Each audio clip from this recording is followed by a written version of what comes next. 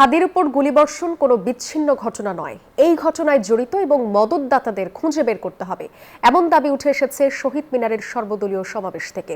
ইনকিলাব মঞ্চের মুখপাত্র ওসমান হাদির উপর গুলিবর্ষণের ঘটনার প্রতিবাদে এই সমাবেশের আয়োজন করা হয়। ফ্যাসিবাদ বিরোধী বিভিন্ন রাজনৈতিক দলের নেতারা দিয়েছেন এই সমাবেশের বক্তব্য। সমাবেশে এনসিপির নেতা সার্জিস আলম বলেন, ভারতীয় হাইকমিশন যদি এদেশের মানুষের আবেগ অনুভূতি বুঝতে না পারে তাহলে বাংলাদেশে সেই হাইকমিশন বন্ধ করে দেয়া হবে। ফ্যাসিবাদ বিরোধী ঐক্য অটুট রাখার আহ্বান উঠে আসে এই সমাবেশ থেকে।